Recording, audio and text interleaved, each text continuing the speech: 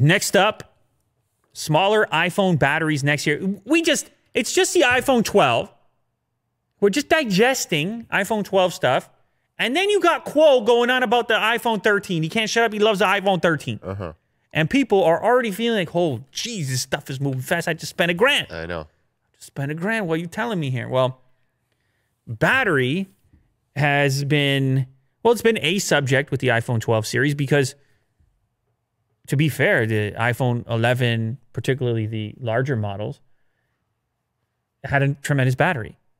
And Apple, you know, a few generations prior to that hadn't really been the battery champ.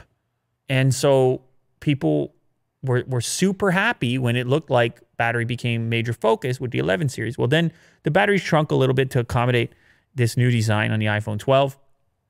And whatever other components had to be jammed in there. And it's pretty much the only area where you could even argue that you may have gotten a downgrade. Really nothing else. Not the chip, not the screen, not the... I mean, maybe some people prefer the curved form factor, but everything else, the camera, the RAM is improved. Yeah, every single department is improved except for potentially battery life. Yeah, spec-wise, right? Yeah, spec-wise. Yeah. Spec-wise. Not style, not the... Or optimization in software. Yeah, exactly.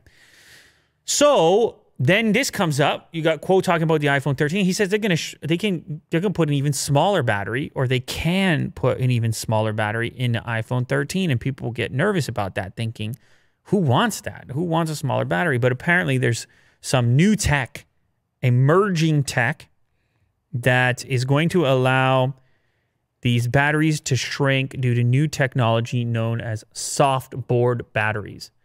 And what they're able to do is get better performance out of a smaller footprint. So they can cram more battery life into a smaller package.